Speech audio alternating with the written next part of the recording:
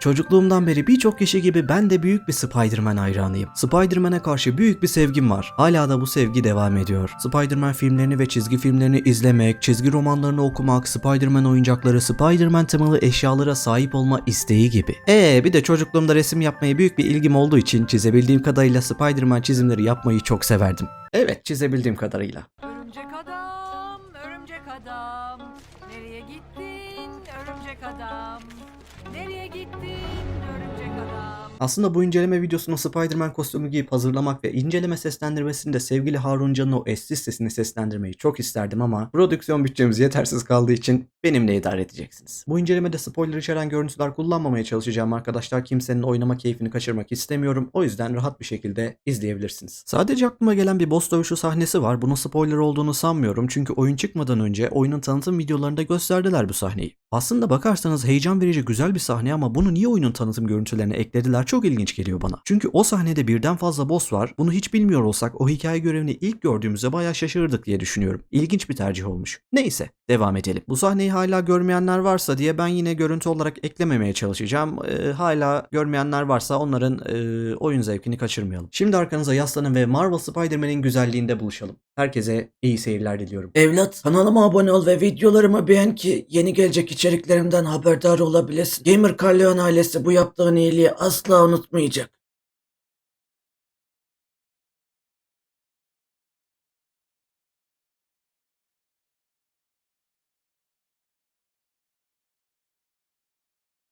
Bölüm 1. Spider-Man'in doğuşu ve Spider-Man'in geçmişten günümüze ilerleyişi. Spider-Man karakterini bilen biliyor aslında. Öyle çok derin analiz yapar gibi anlatmaya gerek yok sanırım. Ama videomuzu renklendirecek şekilde bahsetmeden edemeyeceğim. Biliyorsunuz çizgi roman karakteri olarak ortaya çıkan Spider-Man bir sürü çizgi romanları, çizgi filmleri derken çok geniş bir evrene sahip bir süper kahraman. Spider-Man karakteri hızlı, çevik, örümcek ağlarının desteğiyle binaların arasından süzüle süzüle gidebilen, düz duvara tırmanıp olur olmadık yerde ters bir şekilde sarkabilen, başının belada olduğu anlarda bile ciddi duramayıp her zaman komik bir espri patlatabilen eğlenceli bir süper kahraman. 3 olsun ya.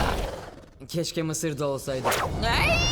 Kalbimizin süper kahramanı o. Yeri geliyor evinin kirasını bile ödeyemeyen gariban bir karakter o. Halkın içinden kopup gelmiş süper kahraman. Bizden biri, içimizden biri o. 90'lı yıllar ve 2000'li yılların başlarında çocukluk dönemimde benim de elbette sahip olduğum Spider-Man çizgi romanlarım vardı. Tabii ki bir koleksiyon niteliğinde olmasa da sahip olduğum o birkaç çizgi roman benim için çok değerliydi. Okumaktan gerçekten çok keyif alırdım. O dönemlerde okuduğum çizgi romanlarla, izlediğim çizgi filmleriyle, sahip olduğum Spider-Man oyuncaklarıyla büyük sevgimi kazanmıştı Örümcek Adam. Bir de üstüne Sam Raimi'nin yönetmen koltuğunda oturduğu 2002 ve 2004 yılında vizyona giren enfes Spider-Man filmleri Örümcek Adam'a olan sevgimi iyice yükseltmişti. Bu filmleri tekrar izler büyük keyif alırdım. Sizin bu iki film arasında en sevdiğiniz hangisiydi? Ben şahsen bu Spider-Man üçlemesi arasında ilk iki filmi de çok seviyorum. Hala da severek izliyorum. Tabii ki iki filmden birisini seçecek olursam Spider-Man 2 filmi gerçekten efsane bir filmdir. Çok severim. Tabii bahsetmediğim bir film var dikkat ederseniz. Spider-Man 3. Bu film hakikaten genel kitleye göre Spider-Man hayranlarının en sevmediği film olarak hafızalara kazındı. Bu güzel iki film sonrasında üçüncü film hakikaten seyir zevki çok tatsız bir film diyebilirim. Yani yine izleniyor tabii. O dönem küçük yaşta Spider-Man 3 beni yine heyecanlandırırdı. İşte bu filmde Venom var, Sandman karakteri falan var. Bunlar bana çok ilginç gelirdi. Çok farklı bir hava hissederdim. Benim ilk oynadığım Spider-Man oyunu PC'de oynadığım 2004 yılında çıkan Spider-Man 2 idi. O dönemde bu oyunu oynarken muazzam keyif alır adeta kendimden geçerdim. Tekrar oynardım bu oyunu. Bir de şöyle bir şey var. Çocuk yaşta oynadığımız birçok oyun, o oyun kötü olsa bile bize çok farklı heyecan uyandırıcı gelebiliyordu. Çocuksun, yaşın küçük, birçok oyun türünü deneyim etmemişsin, internet denen bir şey yok ortada. Her gördüğün oyun seni heyecanlandırabiliyor. Kapak fotoğrafına bakarak oyun seçtiğimiz dönemlerden bahsediyorum. Öyle şimdiki gibi oynayan birisinin videolarını izleyeyim falan nerede? Öyle imkanlar yok o dönem. Bir oyunu kapak fotoğrafına bakarak alıyorsun, eve gittiğinde şansına ne çıkarsa. Şimdi bir de diyorum ya Spider-Man 2 PC versiyonundan keyif alıyordum falan. Ya bu oyunu PlayStation 2 versiyonu PC sürümünden farklıymış. Ben bunu çok sonradan öğrendim. Nereden bileyim ben PlayStation 2 sürümünün farklı olduğunu. Meğerse PlayStation 2 versiyonu çok daha güzelmiş bu oyunun. O dönem niye böyle bir farklılık yapmışlar acaba diye düşünüyordum. Activision oyunun PC ve PlayStation 2 versiyonunu ayırmayı tercih etmiş. Oyunun PC versiyonu başka bir geliştirici, PlayStation 2 versiyonunu ise başka bir geliştirici hazırlamış. Ve benzer şekilde de değil. Oyun tasarımları birbirinden çok farklı şekilde hazırlanmış. Spider-Man 2 diye sen oyunu çıkarıyorsun ama önümüzde aynı isme sahip iki tane bambaşka oyun var. Bu nasıl bir tercihtir arkadaş? Şimdi bu bahsettiğim iki oyunun Metacritic'teki puanlarına bakar mısınız? Gördünüz mü? İnanılır gibi değil ya. PlayStation 2'ye sahiptim ama o dönemlerde bilgisayarda henüz PlayStation'ım yoktu ne yazık ki. Daha sonrasında PlayStation 2 aldığımda ben yine bu oyunun PlayStation 2 versiyonunu oynayamadım. Aralarında bu kadar farklılık olduğunu bilsem oynamak isterdim gerçekten. Neyse, kısmet olmamış. 2000 yılında çıkış yapan Spider-Man 1, Ultimate Spider-Man, Spider-Man Web of Shadows, The Amazing Spider-Man ve dahası var. Tabi bu Spider-Man oyunlarının çoğunu ben çok sonradan öğrendim. Doğru düzgün internet yok, bir şey yok. Zıplayan çöp adam görsem aa Spider-Man derim yani. Daha küçücük bir çocuğum. Çok kolay ikna edebilecek bir yaştayım. Sahiden bizim eve de internet çok geç gelmişti ha.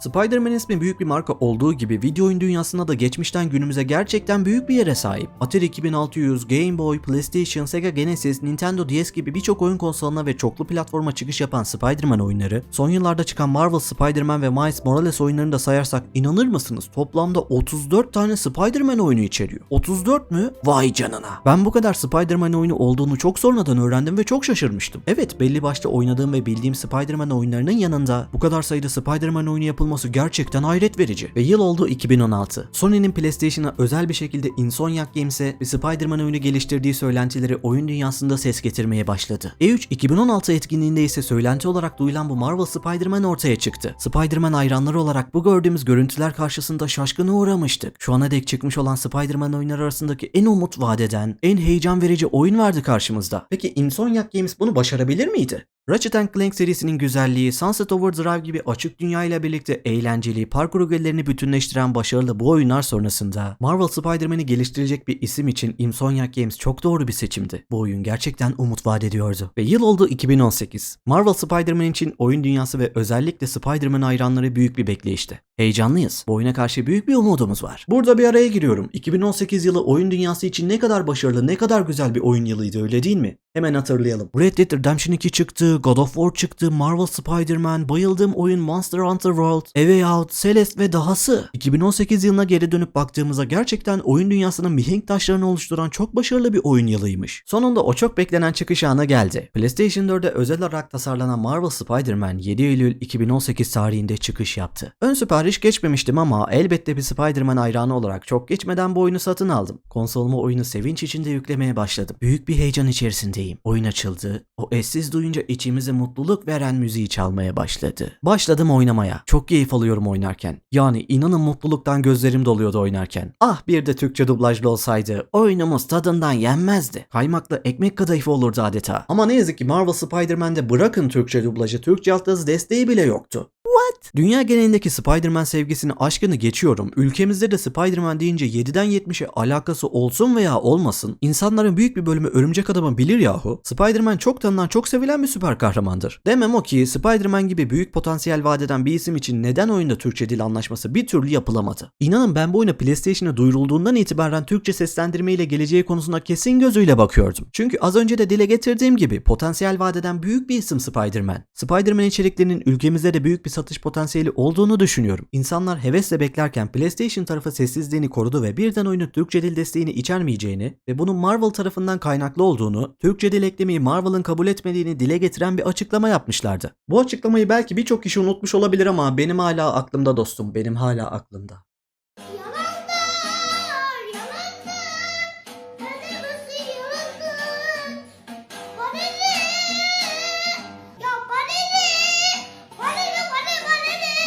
Yani kimse kusura bakmasın ama öyledir, şöyle olmuştur, işin kapalı kapılar ardında dönen konuşmaları bilemem ama bu açıklama bence yetersiz bir açıklama olmuştu. Diğer bir neden Marvel'ın haklarını Disney satın aldığı için Sony tarafından kaynaklı değil de Disney ile anlaşma yapılamadığını söyleyenler de oldu. Bilemiyorum ama bu oyun gerçekten resmi Türkçe dil desteğini hak ediyordu. Elbette oyunun çıkışının üzerinden yıllar geçti ve Marvel Spider-Man'in remastered sürümü beklenmedik bir sürprizle PlayStation'ın State of Play etkinliğinde duyuruldu. Yani sevinç dolu hepimizi havalara uçuracak bu haberin altında bir güzellik daha yatıyordu. Peki neydi o? Şimdi Spider-Man PC'ye geliyorsa bu ne demek?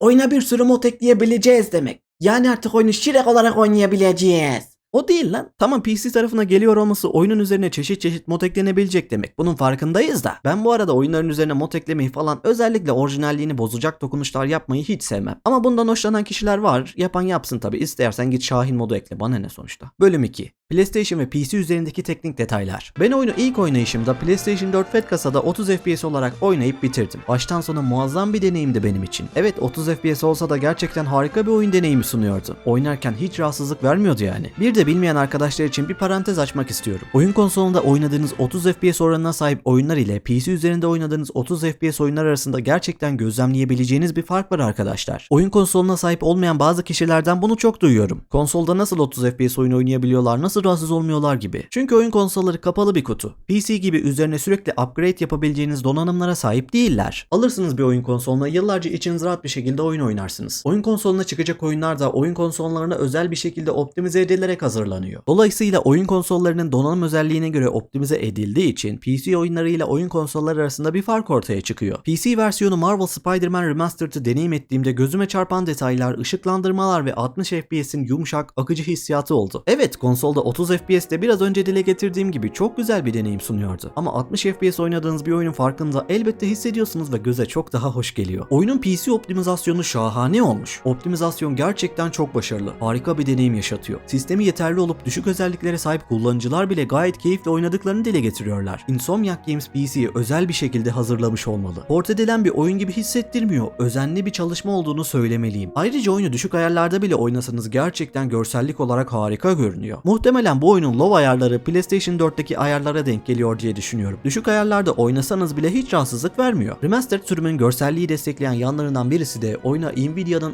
RTX teknolojisi eklenmiş. Gördüğünüz gibi hem oyunun konsol versiyonunda hem de PC versiyonunda RTX destekli bir ekran kartı kullanıyorsanız RTX özelliğini açtığınızda böyle güzel bir yansıma, görselliğe çok hoş bir hava katıyor. RTX özelliğine sahip değilseniz de yine çok keyifli, çok hoş ışıklandırmalar bulunuyor oyunda. Görsellik olarak çok büyük bir eksiklik hissetmezsiniz yani. Bölüm 3. Oynanış deneyimi. Marvel Spider-Man'i konsolda deneyim ederken gerçekten büyük bir mutluluk duymuştum. Tabii konsola özel olarak çıkış yapan bir oyun olduğu için diğer platformlardaki Spider-Man severler hayran hayran oyuna bakıyordu. Ve açıkçası böylesine güzel bir oyunu deneyim edemiyor olmaları, samimiyetle söylüyorum, beni üzüyordu. Konsola özel olarak çıkış yapan bazı oyunlar zaman içinde PC tarafında Horizon Zero Dawn, Days Gone gibi oyunlar çıkış yaptı derken oyuncuların PC'ye çıkmasına ihtimal bile vermedikleri büyük marka God of War bile çıkış yaptı. Elbette ki bu oyunların PC'ye gelme sürecinde Sony ilk başlangıç olarak Horizon Zero Dawn'ı öne sürdü ve çok geçmeden PC tarafına çıkardıkları bu oyundan büyük bir gelir elde ederek PC oyuncu kitlesine büyük bir potansiyel vaat ettiğini gördüler. Sony PC tarafındaki elde ettikleri gelirden memnun olduklarını ve gelecekte PC tarafına daha fazla oyun çıkarmak istediklerini dile getirdi. Böylelikle PlayStation oyunlarının artık PC tarafına da geleceğinin kapısı açılmış oldu. Days Gone geldi, God of War geldi, PC için Uncharted 4 duyuruldu, çok beklenen oyun The Last of Us geleceği söylendi ve videomuzun konusu olan PC oyuncuların hayal bile etmekte güçlük çektiği Marvel Spider-Man Remastered bile artık PC'ye çıkış yaptı. Hayal bile etmekte güçlük çektiği diyorum çünkü Spider-Man günümüzde Sony markası altındaki projelerde çıktığı için PC'ye çıkma ihtimali düşük oyunlar arasında düşünülüyordu. Ama Spider-Man severler umutlarını yitirmediler ve o çok istedikleri oyuna sonunda kavuştular. Ben PC çıktığı için çok mutluyum. Bu güzel oyunu herkesin deneyim etmesini tüm samimiyetimle isterim. Gerçekten Batman Arkham serisinden sonraki en başarılı süper kahraman oyunu diyebilirim. Ben oyunu ilk PlayStation 4'te oynayıp bitirdim ve bir Spider-Man hayranı olarak bu oyuna bayılıyorum. Gerçekten çok başarılı bir süper kahraman oyunu. Aslında Spider-Man incelemesini kanalımda çok daha öncesinde yapmayı istiyordum. Hatta inceleme için metin hazırlıklarını da yapıyordum. Oyunun PC sürümünü alamasam da konsoldaki oyun görüntülerim üzerine hazırlayabilirdim elbette. PC tarafına güzel bir fırsat yakalayarak ve Spider-Man hayranı biri olarak oyunu tekrardan PC'ye aldım ve keyifle oynayıp bitirdim. Bu incelemeyi de Marvel Spider-Man Remastered PC versiyonu üzerine yapıyorum. Bu arada Marvel Spider-Man Remastered olan versiyonunu aldıysanız oyunu çıkmış olan 3 adet DLC direkt ana oyuna birlikte bu versiyonun içinde geliyor. DLC'lerin de içinde bulunuyor olması harika olmuş. Ekstradan para verip almanıza gerek kalmıyor böylelikle. Bir Spider-Man oyunu nasıl olmalı? İşte böyle olmalı.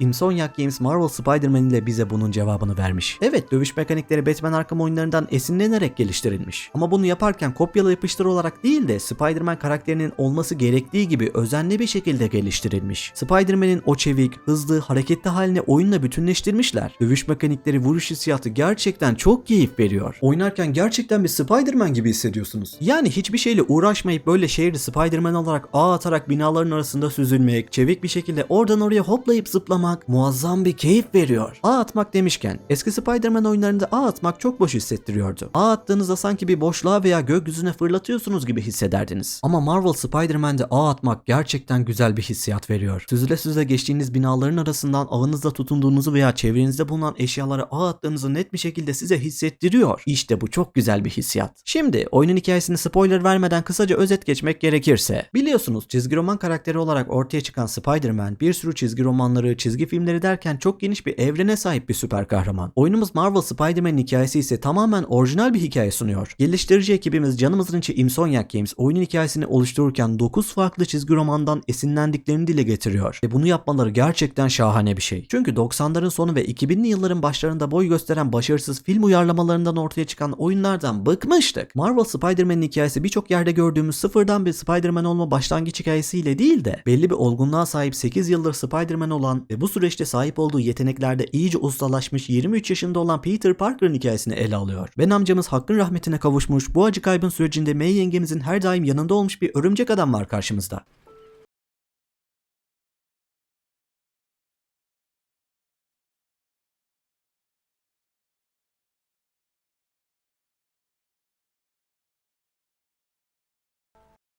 Bu şekilde değil tabii ki. Oğlum o senin yengen. Kendi evimize çıkmışız. May yengemizin de çalıştığı evsiz insanlara yardım ettiğimiz barınakta sık sık görüşüyoruz. Elbette şehrin gözbebeği olduğumuz bu süper kahraman maceramızda Mary Jane ile olan ilişkimiz zaman içinde biraz bozulmaya başlamış ve oyun başlamadan 6 ay öncesinde ayrıldıklarını görüyoruz. Her ne kadar ayrılmış olsalar da Peter Parker'ımızın Mary Jane'e olan sevgisi hala çok ateşli. Şimdi yetenek ağacımıza bakacak olursak, her açtığımız yetenek oyunda karakterimizi geliştirdiğimizi hissettiğimiz ve oynanışa çok hoş yenilikler katan yetenekler içeriyor. Ve şunu söylemeliyim. Marvel Spider-Man'i oynamak, dövüş mekanikleri gerçekten çok kolay. Bunu bir artı puan olarak söylüyorum. Şöyle ki Insomniac Games Spider-Man'i geliştirirken hem oyuna ruhunu katmış ve oyuna Spider-Man hayranı insanların geliştirdiğini hissediyorsunuz. Hem de oyunu genel kitleye hitap edecek şekilde herkes rahat bir şekilde oynayabilsin diye tasarlamışlar. Dövüş esnasında kontroller çok rahat. Yeni dövüş yetenekleri açsanız bile bu hareketlere çok çabuk alışıyorsunuz ve bu hareketleri, komboları oyunda zorlanmadan rahat bir şekilde uygulayabiliyorsunuz. Bence bu çok güzel bir şey. Bazı oyunlarda hakikaten kontrollere alışması veya combo içeren dövüş yeteneklerini uygulaması zordur. Çok karmaşık kontroller içeren veya çok fazla combo gerektiren oyunlar beni biraz yoruyor açıkçası. Ama Spider-Man'i oynamak çok rahat, çok akıcı. Hızlı ve eğlenceli bir oyun deneyimi sunuyor. Açık dünya, harita ve aktiviteler. Ben bunu ara ara videolarımda dile getiriyorum. Açık dünya oyunları çok seven bir oyuncu olarak son yıllarda çıkış yapan ve gereksiz içeriklerle doldurulan, kendini çok çabuk tekrar eden, çok uzun oynanış saatlerine varan açık dünya oyunları beni fazlasıyla bunaltmaya, yormaya başladı. Bu birbirine benzer yapıda olan açık dünya oyunları arasından sıyrılan yapımlar çok azalmaya başladı ne yazık ki. Kalbimde yer eden başyapıt niteliğinde olan Red Dead Redemption 2, yakın dönemde çıkmış olan Elden Ring, Dying Light gibi Marvel Spider-Man, tabii bir de henüz oynama fırsatı bulamadığım Ghost of Tsushima'nın dünyası samuray temasının ilgimi çekmesiyle beni fazlasıyla heyecanlandırıyor. Ghost of Tsushima'yı oynadığımda severim diye düşünüyorum. Umarım öyle olur. Evet, bu örnek olarak saydığım birkaç oyun arasında bulunan Marvel Spider-Man gerçekten baştan sona harika bir açık dünya keyfi sunuyor. Yani hiçbir şey yapmasanız bile açık dünyada atlayın, zıplayın, çevrede rastgele çıkan olaylara müdahale edin falan, çok akıcı, dinamik bir oyun zevki sunuyor Marvel Spider-Man. PC tarafında ikinci kez oynuyor olmama rağmen sanki yeni bir oyun oynuyormuş deneyimi yaşattı bana. Muazzam bir keyif verdi. Öncelikle merak edenler için New York şehri oyunda güzel yansıtılmış mı? Yaşayan bir dünya hissi veriyor mu diyenler için cevaplayayım. New York oyunda birebir yansıtılıyor diyemesem de Spider-Man'in rahat dolaşabileceği şekilde haritaya ufak dokunuşlar katılarak gayet hoş bir şekilde aktarılmış. Ancak yaşayan bir dünya hissi oyunda ne yazık ki yok. Çevreyle etkileşim anlamında çok kısıtlı ve insanlarla olan etkileşimler çok donuk hissettiriyor. Şimdi oyunun açık dünyasındaki yapabileceğiniz aktiviteler, rastgele gelişen olaylar birçok açık dünya oyunda olduğu gibi elbette bir noktada tekrara düştüğünü hissettiriyor. Ama inanın bunları yaparken bir an bile sıkılmadım. Üstelik ben bu oyunu ikinci kez PC'de tekrar oynadım. Yani kendi adıma konuşmam gerekirse tekrar oynadığım oyunlar arasında açık dünyaya sahip yapıda oyunlar çok az sayıda. Marvel Spider-Man açık dünya bir oyun olmasına rağmen haritada çıkan toplanabilir nesneler, rastgele çıkan olaylar, yan görevleri yapmak inanın oyun temposunu hiç düşürmüyor. Bir yerden bir yere gidiyor olsanız bile yakın bir yerde bir görev belirdi diyelim, hemen müdahale edip yolunuza devam edebiliyorsunuz. Oyun temposunu hiç düşürmüyor, çok akıcı bir şekilde size hissettirmeden bu aktiviteleri yaptırmayı başarıyor. Bu gerçekten açık dünya bir oyun için güzel bir başarı. Birçok açık dünya oyunda size yan görev yaptığınızı, haritada bir şeyleri topladığınızı hissettirip sıkılmanıza neden olabiliyor. Insomniac Games oyunculara tasarladıkları açık dünyada çok dinamik bir oyun deneyimi yaşatmayı başarmış. Insomniac Games, sizi çok seviyorum. Insomniac Games'in oyunlarına gerçekten bayılıyorum ya. Ratchet & Clank, Sunset Overdrive, Marvel Spider-Man oyunlarına çok güzel dokunuşlar yapıyorlar. Eksi olarak söyleyebileceğim birkaç nokta ise ise haritada yapılabilecek aktiviteler biraz daha fazla doldurulabilirmiş bence. Harita güzel, az önce dediğim gibi bu yapılabilecek işlerden keyif alıyorsunuz ama sanki biraz daha fazla çeşitlilik katılabilirmiş. İkinci oyunda bunun üzerine biraz daha gideceklerini, geliştireceklerini düşünüyorum. Diğer bir eksi nokta ise yine haritada yapılabilecek aktiviteler arasında güvercin yakalama görevi var. Bu bahsettiğim küçük aktivite benim için oyunun en sıkıcı bulduğum aktivitesi diyebilirim. Biraz garip, benim hiç hoşuma gitmedi. Güvercinleri yakalama esnasında çok yakınlarına yaklaşsanız bile kamera açıları bir sapıtabiliyor, yakalamanız gereken tuş ekranda belirmiyor falan. Böylelikle biraz zaman kaybettiren bir aktivite olmuş diyebilirim. Yakalamak için birkaç defa tekrar uğraştığınız bölgeler olabiliyor. Fotoğraf modundan da bahsetmek istiyorum. Yani günümüz oyunlarında oyun içi fotoğraf modu standart bir hale geldi. Neredeyse son yıllarda çıkan her oyunda bulunuyor artık. Ben oyunlarda fotoğraf çekmeye bayılıyorum. Gerçekten çok hoşuma gidiyor. Spider-Man'in fotoğraf modu şu ana kadar oynadığım oyunlar arasındaki en çok fotoğraf çektiğim ve fotoğraf çekmekten en çok keyif aldığım oyun olabilir kesinlikle. Fotoğraf modunda gerçekten uzun bir vakit geçirdim. Oyunu oynuyorken ikide bir fotoğraf çekerken buluyorum kendimi. Çok eğlenceli bana kalırsa. Peter Parker'ın PlayStation 4'e çıkan ilk orijinal yüzü benim daha çok hoşuma gidiyordu açıkçası. Miles Morales oyununun çıkmasıyla Peter Parker'ın yüz modellemesinde ciddi bir değişikliğe gittiler. Yani neden? Zaten çıkmış bir oyundaki karakteri remaster sürümde niye tamamen değiştiriyorsunuz arkadaş? Benim için bu oyundaki Peter Parker işte bu dostumuzdur.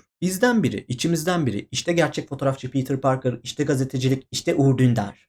Yani açık konuşmam gerekirse eski yüz modellemesini daha çok seviyor olsam da yeni yüz modeline de kısa süre içinde alıştım, çok da sorun olmadı aslında. Ama bu yüz modelini değiştirmeleri ilginç bir tercih tabi. Yeni Peter Parker yüz modelini eleştirecek olursam 8 yıldır Spider-Man olan olgun bir karakter gibi değil de yaş olarak çok küçük duruyor. Bununla birlikte yüz mimikleri çok donuk ve ruhsuz görünüyor açıkçası. Spider-Man'in açıkçası dinamik bir hava şartlarına sahip olmasını beklerdim. Ama ne yazık ki oyunda dinamik bir gece gündüz döngüsü yok. Oyunun ana hikaye ilerlemesine göre gündüz veya gece saatlerinde oynuyorsunuz. Yapımcılar bunu neden böyle tercih etmişler acaba? Marvel Spider-Man tasarlanırken özellikle günün akşamüstü saatlerine odaklı hazırlanmış gibi. Bunu söylememin nedeni de oyunun en göz alıcı görsel şölen yaşatan atmosferi ve ışıklandırmaları akşamüstü saatlerinde ortaya çıkıyor. Bak şu güzelliğe bak. Görüyor musunuz şu güzelliği? Hay kurban olduğum. Benim oyunda en çok hoşuma giden saatlerde elbette akşamüstü saati oldu. Gerçekten şahane duruyor. Bu saatlerde oynaması ayrı bir keyifli. Oyunun zaman zaman yağmurlu bir atmosfere büründüğü zamanlar oluyor. Bu kısımlarda farklı bir hava katıyor tabii ki. Ama dile getirdiğim gibi asıl göz alıcı atmosferi oyunun temiz görünen akşamüstü saatleri diyebilirim. Spider-Man kostümleri ve özelleştirme seçenekleri. Oyunda çizgi romanlardan, çizgi filmlerden, Marvel evreninden ve Spider-Man filmlerinden alışık olduğumuz bir sürü kostüm bulunuyor. Bu kadar fazla kostüm seçeneği olması, hepsini kullanabiliyor olmak Spider-Man hayranları için büyüleyici bir atmosfer. Elbette bu kostümlerin hepsini kullanabildiğiniz gibi sadece kozmetik olarak kalmıyor. Bu kostümlerin her birinin kendine has özel güçleri var ve dilerseniz istediğiniz bir kostümün özel güçlerini başka kostümün özel güçleriyle değiştirebiliyorsunuz. Kostümler üzerinde kendi özelleştirmenizi yapmanıza izin veriyor oyun. Bu gerçekten tek kelimeyle şahane olmuş. Bulmacalar ve gizlilik kısımları. Açıkçası oyundaki bulmacalar sanki oyunculara sırf bir farklılık olsun, bulmacaları çözerken kahve molası versinler dercesine biraz basit bir şekilde eklenmiş diyeceğim ama genel oyuncu kitlesine hitap edecek şekilde hazırlamışlar sanırım. Aslında bu bahsettiklerime bulmaca değil de mini oyun desek daha doğru olur sanırım. Oyunun ilk saatleri çok göze batmıyor. Ha iyi, böyle bir farklılık katmışlar, yapayım bari diyorsunuz. Ama yani artık 40, 50, 60 defa derken kendinizi 80. kez bu mini oyunları yaparken bulunca fazlasıyla sıkılmış oluyorsunuz. Bu mini oyunlar gerçekten keyifli değil ya. Dipnot olarak şunu da ekleyeyim. Bu bahsettiğim bulmaca ve mini oyunları hiç yapmak istemeyenler için oyunun ayarlarından kapatabileceğiniz opsiyonel bir seçenek sunulmuş. Ama yani oyuna da böyle bir şey eklemişsin sonuçta. Bunları kapatınca oyuncu bir eksiklik hissedecek. O yüzden ben kendim yaptım, kapatmayı tercih etmedim. Oyunun gizlilik sekansları en sıkıcı kısımları olduğunu söyleyebilirim. Başta neyse sonda o. Gizlilik içeren sekanslar çizgisel bir yapıda ilerliyor ve eğlenceli değil ne yazık ki. Oyunda Mary Jane Watson'ı kullandığımız sekanslar var. Bu karakteri oyunda kullandığımız sahneleri toplasanız bir saat diyebiliriz sanırım. Bana kalırsa tamam, oyunun o aksiyon dolu anları sonrasında bir dinlenme molası gibi farklılık katıyor gibi ama bence gizlilik odaklı sıkıcı bir oynanış olmuş. Bu karakteri oynama sekanslarına eklemeseler de olurmuş. Bir eksiklik hissetmezdik diye düşünüyorum. Ayrıca Mary Jane'in yüz modellemesi oyun çıkmadan önce çok eleştirilen bir nokta olmuştu. Insomniac Games oyundaki Mary Jane'i oluştururken özgür bir tercih yaparak kendi karakterini oluşturmuş. Evet, baktığımızda çizgi romanlardan o alışık olduğumuz Marvel evreninden oldukça farklı duruyor. Çok takılmamaya çalışıyorum ama itiraf etmeliyim ki evet, oyundaki Mary Jane pek de o karakter gibi hissettirmiyor sanki. Karakter özelliği olarak da çok ayakları yere basan, araştırmacı, sorgulayıcı, meraklı bir muhabir karakter oluşturulmuş. Miles Morales'i kullandığımız bazı sekanslar var. Pek bir aksiyon içermiyor.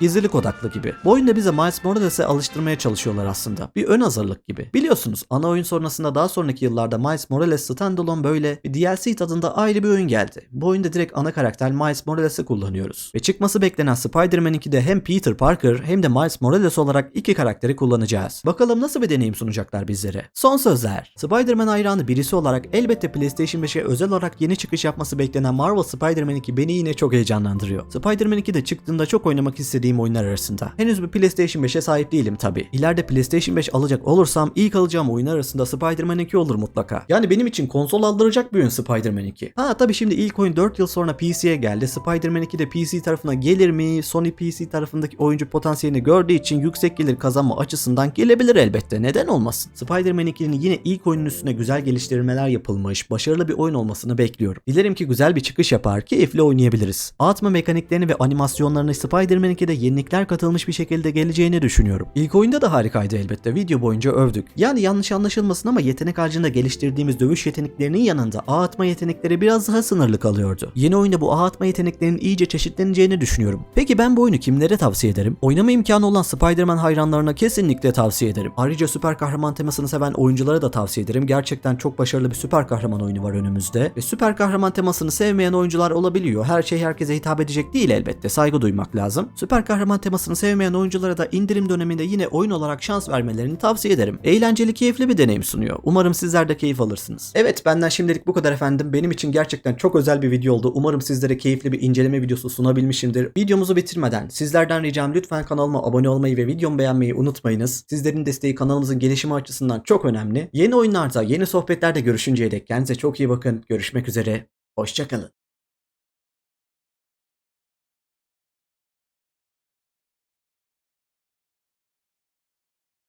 Evlat, kanalıma abone ol ve videolarımı beğen ki yeni gelecek içeriklerimden haberdar olabilesin. Gamer Carleon ailesi bu yaptığın iyiliği asla unutmayacak.